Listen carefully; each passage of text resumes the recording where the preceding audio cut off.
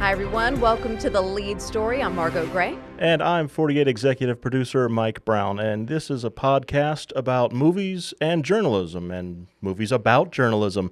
And every couple weeks, we pick a different movie that is about the news business, and we break it down, Margo and I, with our 40 years. I think we figured that out in episode 1 of Combined Experience, and we just kind of talk about if the movie gets things right, if they get things wrong, and what stories come to our mind from those films. And today, we're talking about 3 straight movies that we did before this. Were all dramas. Today we're talking about a comedy, and we're talking about Fletch from 1985, and Fletch was picked by our guest today. There he is, ladies and gentlemen. It is Bernie Delinski from the Times Daily and the Shoals. Bernie, thank you for joining us. Thanks. I'm glad to be here. Okay, so you're to blame for this movie selection.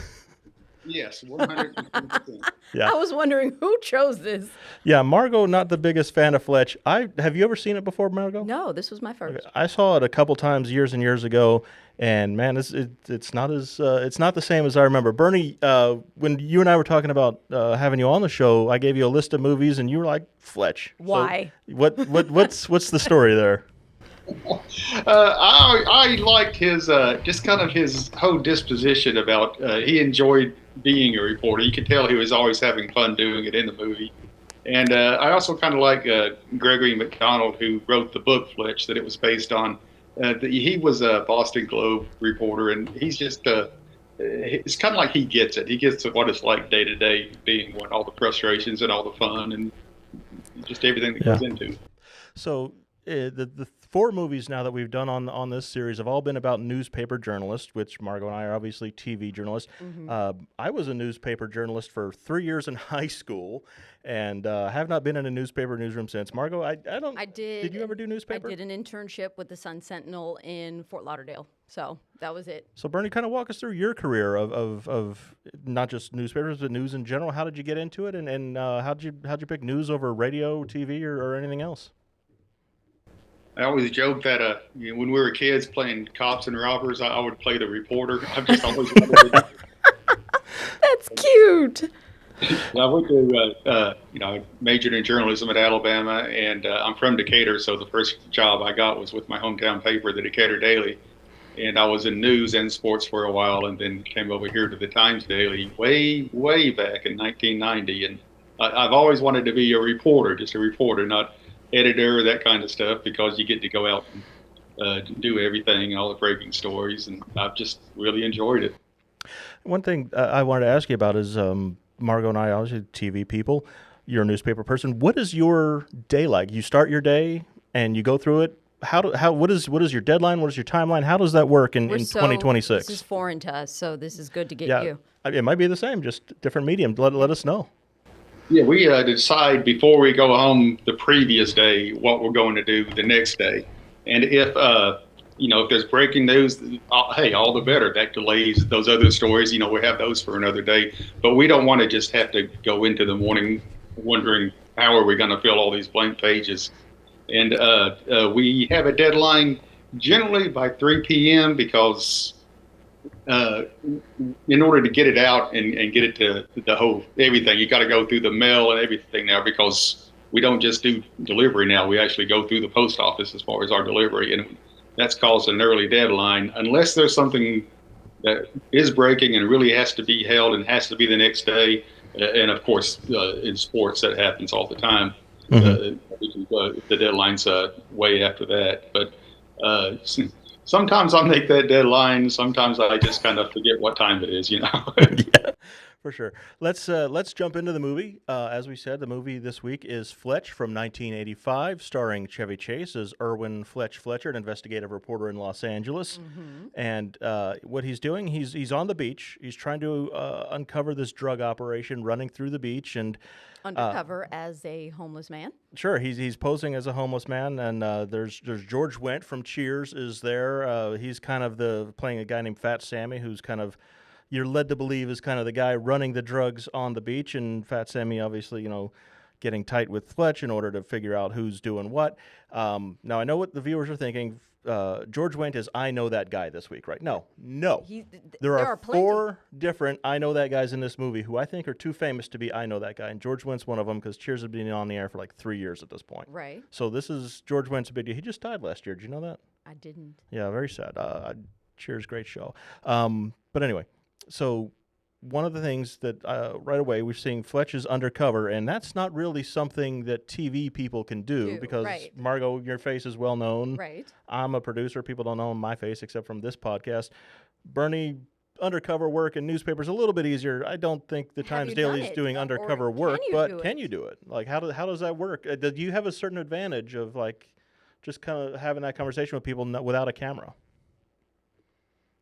Today is so much harder to do anything undercover at all because with social media, with with phones everywhere, everyone just knows who you are and everyone will figure it out immediately. I've never done anything undercover the whole time I've been here. Well, I like to joke I didn't intentionally do so. Do you remember from Channel 31? Remember who? You broke up a little bit. Say that again. Sean Bracey. He was a cameraman in Huntsville. No, I don't think I know him. I don't think I know them. This is years ago, we were covering a drug bust, and we were actually just walking down the street, and somebody thought that we were cops, and he knew that he was one of the people that was going to be arrested, so he turned himself into us. So that was the best I could do to undercover. That's good stuff. What? Yeah. He just said, "I know y'all looking for me," so I thought I'd turn us in. Okay. I said, well, okay, come with us. And we found Lanny Cohen, one of the Muscle Shoals detectives, and said, this guy just turned himself into us. And he said, he did what? So it's halfway a citizen's arrest versus undercover, and just hand him over to the cops. Okay, cool. That's an interesting story. Yeah. I don't think I've ever had anything like that happen to me. No, outside of like just showing up, we can't do undercover. It's impossible. Not impossible, but hard to do. But outside of just confrontations and just showing up with the camera, with the microphone, and just going in. Yeah, there are times where we can go with the camera and monitor a space. I remember years ago when I worked at a different station with Haley Baker. She had a situation where she was on a kind of a stakeout where she was monitoring this area where there's a lot of crime happening, and she actually caught some shenanigans on camera. And we're not going to get into what kind, but the person saw her, grabbed the camera and tried to take off, and her and her cameraman Brett had to chase them down, and that was a whole thing when that got arrested. But if Haley ever comes on, we'll let her tell that story. But that kind of thing does happen. Moving forward a little bit in the plot of the movie, Fletch he's undercover on the beach playing the homeless guy. Tim Matheson playing a millionaire. You may remember him as Otter from Animal House. That's fake I know that guy number 2. He comes up to him and he offers him all this money. He says, Fletch, well, he doesn't know he's Fletch. He says, random homeless man, I will give you all this money to kill me. Yes. And so Fletch, rather than go, no, never, he goes, I'm going to see where this goes. I'm going to see where this goes. Yeah, his reporter instincts are pinged, and he goes, I'm going to see where this goes. And that's something we do all the time is, we don't get offers to murder people. $1,000 to murder But somebody. we get intriguing little tidbits, and we go, okay, you're trying to use me for something. Let me go along with this and see where it goes. Bernie, you ever have anything like that in your line? Yeah, I always say there's always 2 stories. There's the story that person's telling you, and the reason that person's telling you. And a lot of times that second one's the more interesting thing because, that person might have had a bad experience with somebody earlier that's causing I hate to call it a revenge journalism, but they come to us for something. A guy came to me one day. He had a box full of stuff and said, "Did you know that the city of Tuscumbia once tried to be like Branson, Missouri?" And I said, "What are you talking about?" What do you mean? And he said, there was a time when Tuscumbia tried to float literally billions of dollars in bonds to develop into a big resort city. And so I started looking into it, and he had a lot of good data, and I just kept double checking, making sure that it was true, and finally I went to the mayor at the time, and I said, "Do you know about this?" And he said, "Yeah, I tried to do that. It didn't work." I mean, he just spilled his whole guts about it. And even the city council didn't know about it. And it had reached the point to where they even had the bonds ready. Oh, to wow. go. Yeah. And it just and the whole thing, of course, just fell on its face. But it all started because that guy had he had a grudge against the city for some reason. The That's the only reason, as you said, he had a reason, the story, and then the reason behind it. Yeah. Yeah, that happens. One of the things I wanted to ask you about, Bernie, which is similar to that, is kind of as you're chasing down these leads, and you're able to do it in a different way than we are, newspapers versus TV. How many stories are you working on at any given time? Because with us in television, you might get one that you're working on for a couple weeks in the background, but as you're working on that story, you're turning one after another, day after day after day. Mm-hmm. What is your workload like, and how many days do you have to turn stories?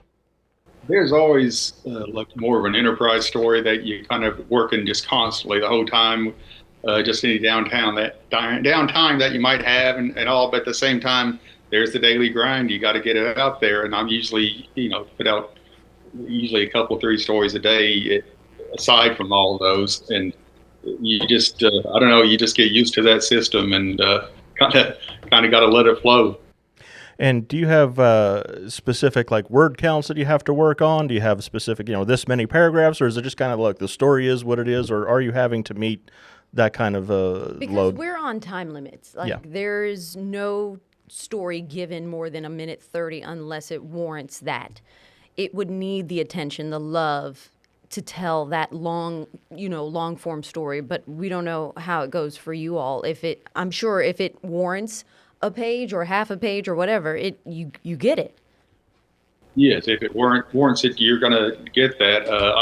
I really do think it's easier to write a really long story than it is to put it down succinct. To write it tight and succinctly. Absolutely, and I'm glad to have that freedom because it just it lets you tell the whole story and not have to worry about a time crunch on it. Yeah, that's one of my jobs as an executive producer is to take these stories that the reporters bring back or that the other producers bring back and be like, this story is 157. I can go 140. That's it. So I got to find 17 seconds out of the story to chop. And they're like, well, that's really important detail. That's really important detail. I'm like, okay, first of all, you're using the pyramid, so I know all the stuff at the bottom is what I can get rid of first, right? And then, it's a matter of condensing, having smart word choice and getting across multiple ideas sometimes with one sentence, and that's kind of what we are faced with. And when you're doing it with the written word, and one of the things I say is, well, put it on the website.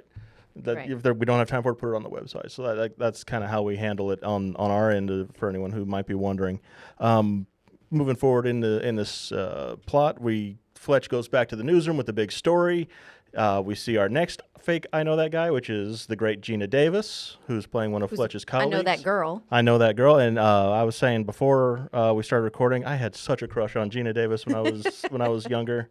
She's gorgeous. Yeah, you were saying A League of Their Own. I had a crush on Gina Davis from A League of Their Own, so I can understand. But, seeing all these faces, there are a number of faces in this movie where they went on to great careers later on. Mm-hmm. But I don't know. Who's the police chief? I don't know his name. That's Joe Don Baker. Did he do anything? He's been in a million things. He's been in Walking Tall. He's been in... This is a fun fact about Joe Don Baker. He's been in 3 different James Bond movies playing 2 different characters, one villain, one good guy. Bond friend. Okay. Yeah, and it's just, I think he's the only guy who's played 3 different movies, 2 different roles. Yeah, he's one of those guys for sure. So do you know where I know him from? What do you know him from? That dirty politician in The Distinguished Gentleman with Eddie Murphy. That's him. That's him. One other thing that we learned during this scene in the newsroom is that Fletch writes under a pen name. Right. Which is something that... Jane Doe, which is something that we in TV, that was a thing for a while. It was. Bernie, have you ever... But it was only for complicated names. Yeah. Because it was always like you need to keep your name down to 1 to 2 syllables, actually. Yeah. That rolls off the tongue and easy to say, but that's changed. Yeah, it was a big deal when I first started 20 years ago, where if you had like a long name, or even for security and safety. Jacob Meyer-Watson, it's like, I can't spell that. I can't put that on a byline. Or like you said, for security and safety, there's a lot of reporters who's like, I got creeps out there who are following me around. I don't want them knowing my name, my address, or anything like that. Bernie, have you run into pen names in the newspaper business? Is that a thing, or is that just kind of maybe a little bit of an older thing? It is a rarity now, and I think an older thing also because Well, for one thing, we don't have to worry about how long her name is. We don't have to say it on the air. It doesn't have to roll off the tongue. It's just up there at the top of the story. So it's not really something we have to do. But I understand why you could do that. You'd have to do that in TV, definitely. And back in the days of radio news, I used to hear that a lot. You didn't know who these people were in real life. They had to do just a catchy name is what they needed. Yeah. Yeah. And so much today with social media, it's about building that brand and who you are. And people follow you from place to place. Like we've had reporters and anchors in here, not now, but years ago, who's like, I'm John Smith here in Huntsville. When I was in Tupelo, I was Fred Erickson, and they changed their name from market to market. It was a thing, but I've really noticed that kind of fizzling out as social media has grown in the last 10 years for sure. So Fletch's editor is already promoting the story, and Fletch is like, it is not ready, but the editor is saying, look, I got deadlines. The marketing's already putting it out there. That's something we have to deal with from time to time, where marketing's got ads running, and your story better be ready. But we know it's going to turn. Yeah. That story was still up in the air, and I don't know how you market something that's still up in the air. We know the story is going to be ready. It's just maybe not shot all the way, but that was the little difference. And how do you market something that you don't even know if it's actually what you think it's going to be? You're chasing, going down this rabbit hole, but they're already marketing it. How does that work in the newspaper game, Bernie? Marketing and getting the stories out there. You can put it on your website, you can put it on social, but how do you really break through to get those eyeballs and those readers in 2026? Yeah, it's hard to do, really. But in marketing, as far as announcing anything ahead of time, it's usually a big story, a series or something like that. And we make sure that it's done, edited, everything's done before you even mention it, because like you said, you hate to just have that big lead up to it and all of a sudden, well, it'll be next week or something like that. So that's a big thing. I know one thing we do now is, when we talk about the internet, is we pretty much write every story, a couple of 3 paragraphs, put it on the internet, and then start writing the story. That's how big time. Yep, send the alert and fill it in later. Right, at least because I'm sure even in the newspaper business, you all want to be first as well on the hot story. Oh yeah, of course, absolutely, and get those eyes on it, and make sure that we got it right. Of course. But when you do something, when you just throw it out there at first, it doesn't matter how long it is. It could be a couple of sentences saying, "This is happening right now," and at least it gets the people's attention. It lets people know about that, and lets them know to keep coming back for updates along the way. I'd love to know just the change from you being in this business for such a long time with the actual physical newspaper itself to now online. And does that make your life easier? Has it made your life easier? What's just sort of the glaring change? One thing is, the whole notion of thinking immediately instead of thinking, have this done in time for the next morning's paper, because you want to get it online also. So you do that. You want to go ahead and, when you're at something that's breaking, go ahead and call it in. If you got your phone there, snap a photo, even get some video, and knock that out, and then start worrying about what you normally do as far as writing something for the whole story for the next day. And another thing that's changed is you can't just cover the event, because by the time it's in the paper the next day, it's been everywhere. So you got to look for different angles and different, just go deeper into it to give people something they haven't already seen all day. Yeah, that's something we talked about a couple of episodes ago. Is everybody's at these same events, everybody's at these same press conferences, these same city council meetings. How do we find that one thing and make it interesting? And that's exactly what Bernie's talking about right there. But the advantage of newspaper that has been around since the beginning of time has been no one sticking a camera in someone's face. Right. And when you're a newspaper writer, a reporter, I feel as though you always have had the edge and the advantage on us.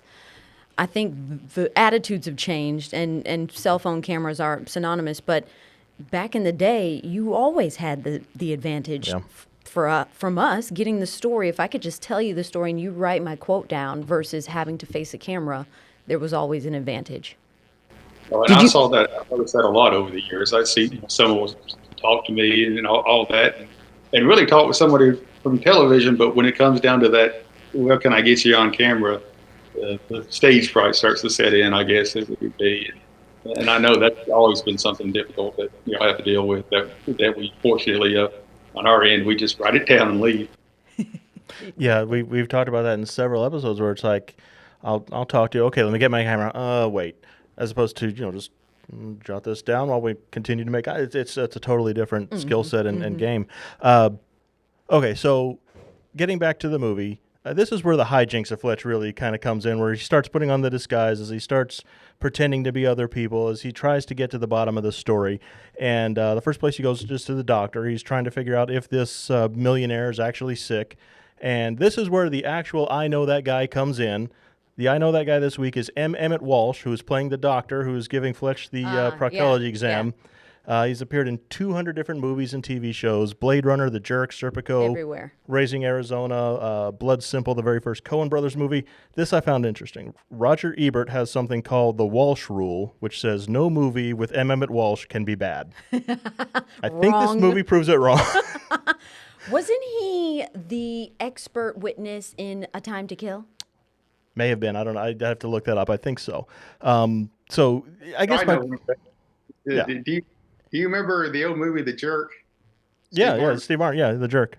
You remember the nut with the gun who was firing at him? That was our man, Emmett Walsh. Emmett Walsh. That's him. Yeah. He was in stuff until like Knives Out and Righteous Gemstones. Like he was still making movies until he died like two or 3 years ago. Yeah. So very, very big career for him. So getting back to the hijinks. To me, the jokes, which is what fell flat for me. The jokes weren't landing to me. They were horrible. I don't know. Bernie, what do you think? Did the movie, did the jokes hold up for you? Is it kind of like, oh, this is not as good as I remember? Or you're like, this is still great? There are some, when you look at them today, it's kind of like, oh, that's not appropriate, especially in the workplace. But of course, there are some, just knowing that so much of what he did was just ad-libbing, I kind of got to, still get a kick out of that part. There are some that kind of make you think, gee, this isn't what I remember exactly. Yeah. So I pulled up a Roger Ebert review from that time period, and this line was classic because it kind of confirmed how I felt about the movie to begin with. Fletch needed an actor more interested in playing the character than in playing himself. Yeah. Thoughts? I mean, that's Chevy's bread and butter. He's any movie you watch, he's aloof, arrogant, smart aleck. That's what he does and sometimes it works, sometimes it doesn't. Like we're just coming off the Christmas season. Christmas Vacation is one of my favorite movies ever. Right. But that's, as I think about it, that's probably the only Chevy movie I like.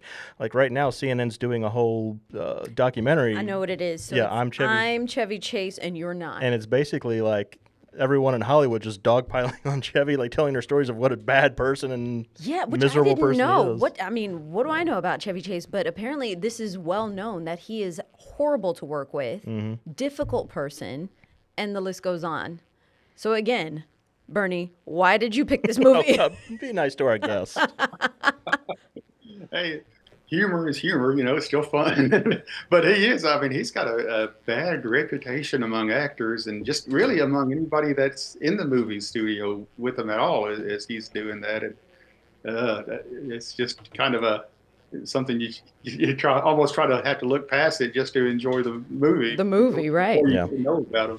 But getting back to the journalistic aspect, outside of Fletch not taking no for an answer, is probably the only journalistic quality he has in this movie.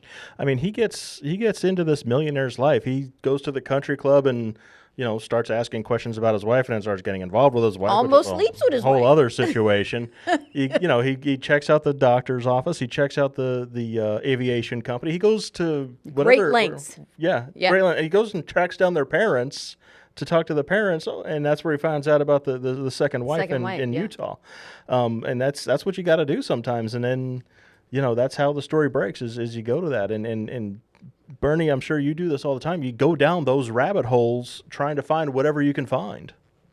Oh, yeah. And, one thing I did like about journalism-wise from the story is he kept saying it's not ready yet. It's not ready. And his editor said, we got to we've got to get something. We've got to get something. But at the same time, I think the editor kind of understood. Well, that's journalism. You got to give these stories that are like this time, and that was in the '80s when in journalism in general, you had the staff to be able to tell someone, yes, just go off and go down that rabbit hole. Right. Yeah. Today, there's not as many people in the business. So what I hear is the doing more with less is also a problem for newspapers as well. Oh, yeah, absolutely. Absolutely. Yeah, you and I have been doing this long enough. I remember when the economic recession of 2008 hit. Yeah, I was working at another station here in town, and they came in. All right, guys, we're going to be doing more with less. And it's like, okay, cool. And that continues through this day. We've been doing more with less, and it's it does sharpen your skills. It makes you have to think of creative ways to get the job done. And I'll say this: I think that we at Channel 48 are as fully staffed as we've been as we have been in a long time right now, in terms of reporters, producers, anchors, everything. But you could always use more. 100%, and I'm sure the same goes for you all. Oh, absolutely, and it's stuff that you just have to do it to prove to yourself that you can do it. Because I wouldn't have thought that we'd be able to do everything that we're doing with the short staff that we're having, but I'm surrounded by some good people here, and we have a pretty good news partner. I don't know if you heard about that. Yeah. I was going to say when I was. No, for those of you who are watching the video version of the podcast, Margo just did her good newspaper partner dance. But yeah, when I was putting together this podcast idea, I was talking with you, Margo. I'm like, who are some of the newspaper? Because we can't just talk to TV people; that'll get boring after a while. Right. We got to bring in some people from the other side of the business, and I've been a huge proponent here in the newsroom of that partnership with the Times Daily, with the Decatur Daily, because you guys do fantastic work. And I'm like, who is the person whose stories I am always using in my news? Bernie Delinski, first name came. Absolutely. But I want you to tell the people, give them a little bit of a glimpse as to why we ended up having to do that. And I think it was the doing more with less. It's doing more with less. That's part of what we talked about a minute ago, those creative ideas of how to get more stories. We need more stories from Decatur. So let's reach out to Decatur Daily and get them involved. Let's get the Times Daily and the Shoals involved. More stories from the Shoals. I'll shout them out here. We got Molten Advertiser and the Advertiser Gleeman and Gunnersville and Hartselle Inquirer and Redstone Rocket for the stuff that's happening on the Arsenal. So it's kind of that combining of forces to kind of make, all of us seem a little bit everybody better. The full picture. So we're covering all the ground for our viewers and our readers. This guy right here, Bernie, I cannot thank you enough for the number of fantastic stories we've been able to get through that partnership. And I understand you work with our reporter Aria out there in the Shoals as well, and then you have a good working relationship with her. So kind of talk a little bit about how it is to work with the TV reporters and the competition out there. What's that like as a newspaper person? We kind of had, and I don't know if sometimes I don't know if editors want to hear this, but I figure as long as the story gets out there with TV too, then hey, it's reaching an audience. So that's our whole goal in the first place, is to give people the news. So I've never really had a problem with working with TV and anything like that. And Aria's she's a dream to work with. My goodness, we're texting back and forth all the time. Like, where are we? What are we going to do? Oh, no, I need something. And kind of double checking facts from things that we've sent. And it's been a really good relationship. And she is a delight. Yeah. And then the thing about new reporters coming in, you've been in the business and you see, I call them baby reporters coming in who are green, who just need that extra nudge. Just how you work with those folks as well, and how is the dynamic at the Times Daily? We have a reporter who's just been here for a few weeks, and she's just, she was straight out of college, and I was really been impressed by what she's been able to do so far. Her writing is great, and something that she offers that we don't know is she knows how to podcast, because she had to learn that in college. She doesn't just know journalism print-wise, she knows broadcasting, and just from all the different aspects, all the social media aspects, and how to stay in touch all the time, and so that's helping us a whole lot, actually. Yeah, you've got to be that multi-skilled, multi-tool player. You got to be able to hit, pitch, run, slide, and catch. And that's just the way it is in the news business right now. Like, if you would have asked me 6 months ago, Mike, you want to do a podcast? I'd say, sure, that sounds great. How do I do that? Exactly. Yeah, And here we are. learning on the fly. Yeah. So we've kind of gotten away from the movie here because the movie gets kind of silly. Fletch uncovers the deal. The rabbit holes and yeah. Him going to the doctor, him going out to the parents. I guess the benefit now for us is everybody's putting that out on social media. We can find out all of your connections, your past jobs, who your family is, where you used to live, all on social media because people put it out there freely now without any question. So our digging has gotten easier.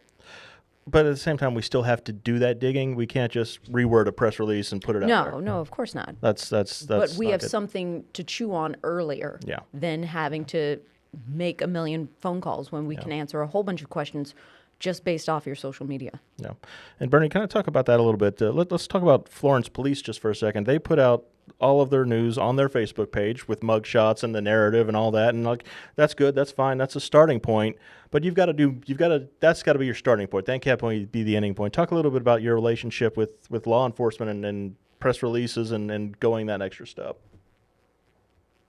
We're really fortunate here with Florence and really all of the local law enforcement. You hear a lot of things a lot of times about how maybe it's kind of a touchy relationship between the media and law enforcement, but here in the shows, it's they're wonderful, and they just have this attitude that they want the people to know what's going on as well, even if it's not a particularly good thing for them. So that helps us trust them when they're telling us something. The fact that they're going to be telling us something that might not be very good about themselves, the fact that they're open, that helps, I think, people believe when they're saying anything else, for that matter. Mm-hmm. And that's kind of the relationship we have to have with them is, it's a love-hate for sure. Yeah, we will, you got a missing person we need to put out there, we'll tell you. But if there's a story where we've got to hold you accountable, we're not going to, hold back because we have a good working relationship. And you've got to understand we're not your press department. Mm-hmm. We will take your information and we will seek out additional information, but we're not going to be your marketing department. And for the most part, I think they understand that. And so, Bernie, what you're saying is Ron Tyler has never held you at gunpoint in a jail cell like Joe Don Baker did to Chevy Chase. You have that on the record? You can confirm? No, absolutely. He's never done that. Okay, good to know. That shakedown was wild. At that point, it was done for me. I was lost after that point. Silly at that point. And the dog chase and everything. I forgot about the dog chase. And then there's a dream sequence where he's with Kareem Abdul-Jabbar. It's a little bit silly. With the afro. Yeah, it's questionable. Right. At best. At the time, you didn't think anything, but now it's sort of like, oh. Yeah. That's one of those ones that has not aged well over the past 40 years. So, Bernie, we're wrapping up the movie here. I do want to talk a little bit about Fletch, the character, and this is going to be the Film Nerd Corner for the week. This is my little segment here called Film Nerd Corner, and it's about. There was a sequel to this movie called Fletch Lives. It came out 4 years after that. It's even worse than this one, if you believe it or not. What? Have you seen Fletch Lives, Bernie? Yeah, I'm afraid I have. Oh, no. Yeah, not good. Not good. So I'm questioning your movie taste. So let me ask you this. This is a movie term. Do you guys know what development hell is? Do you know? Have you familiar with that term? No. Okay. So Bernie? You didn't even give Bernie a chance. I'm sorry. Some shake his head. I think it just means, even if you have the movie said, you still got to right. You have to go to for to actually get to the screen. Yeah, so development hell is basically where you have a project floating around, but it just can't get made for whatever reason. The director doesn't like the writer, the script is terrible, the executive who greenlit it got fired, whatever.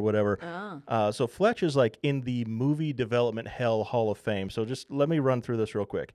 The Fletch 2 came out in 1989, and after that they wanted to make a third one with Chevy Chase again. Why? I don't know why. Because Chevy Chase was still a bankable star at that time. And then he had his talk show and it all went to heck. So what they did was they got in Kevin Smith, who was red hot. He had just made Clerks. He'd made Mallrats. He's like the indie darling. And he's, a comic book nerd. He's like, I love Fletch. I want to make a Fletch movie. For 10 years, Kevin Smith tried to make a Fletch movie, first with Chevy, Then what he did was he brought in Ben Affleck to play like young Fletch. Oh. Then he brought in Jason Lee to play young Fletch, and it just did not work. They tried to get Zach Braff from Scrubs to play young Fletch. Didn't work. It went through like 3 more things. The guy who made Scrubs, Bill Lawrence, he picked up the project, again with Zach Braff, trying to make young Fletch. We're into like the 2000s now. Still not happening. It keeps on getting kicked around. 2020, they're still trying to make the movie this whole time.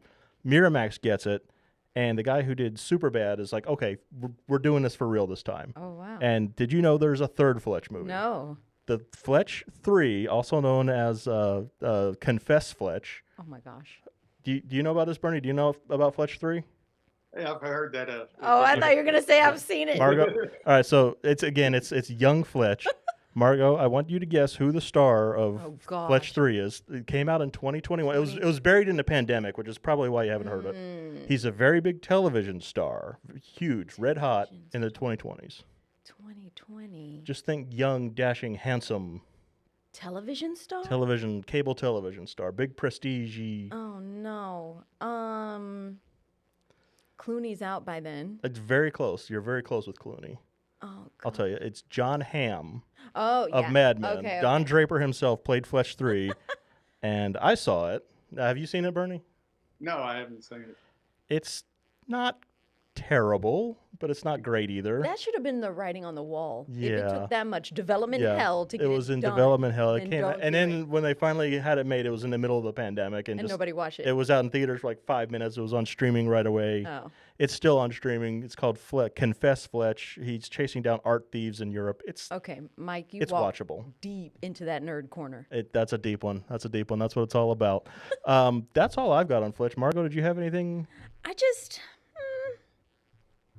This was really showing off his multiple personalities and his impressions, and it was just it left me wanting more. And if this is wanting more Chevy Chevy bits? No, actually not more Chevy.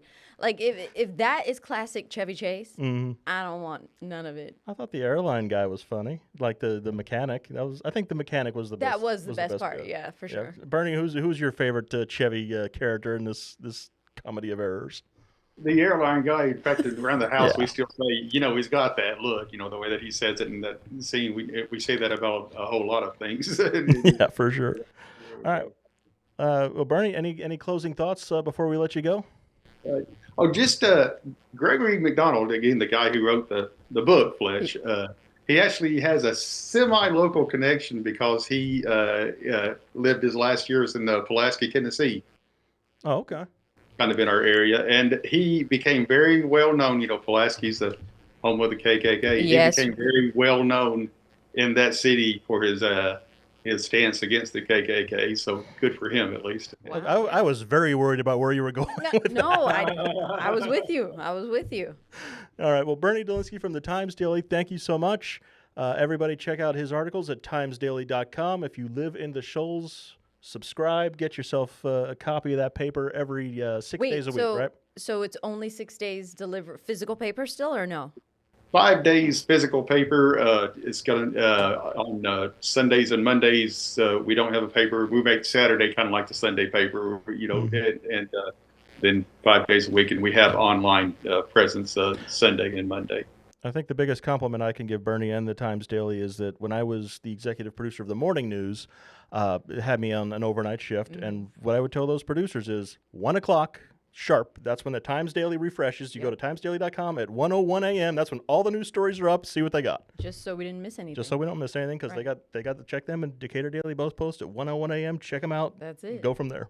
Bernie, thank you so much for joining us. It's an honor. Honor and a privilege. Yes. And yeah, we hope to have you back again once season 2 gets started here.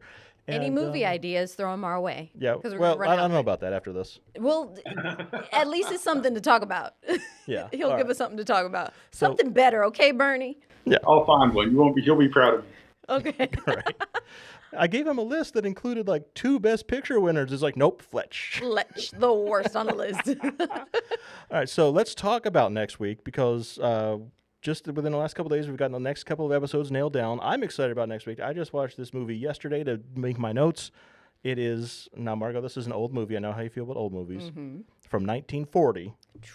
Okay, I promise you this movie is, I watched it yesterday for the first time in like 5 years. It is so much better than I remember, and I remember it being awesome. Okay. It is called His Girl Friday, starring Cary Grant and Rosalind Russell. It is like the screwball comedy of all screwball comedies. I will say this, if you're going to watch along with us, it's free everywhere because it's in public domain. Watch it with captions because the dialogue is so boom, boom, boom, boom, boom, boom, boom, boom, fast. Good. And it's like a joke a minute. I love this movie. And we will have a special guest. I don't want to say anything yet because we haven't recorded it yet. I don't want to jinx it, but that'll be in 2 weeks. So stay tuned. Stay tuned. All right. We still haven't thought of a way to close this show, have we? What did we say a minute ago before the show? It was... Oh, ladies and gentlemen, here's Twiggy, the water skiing squirrel.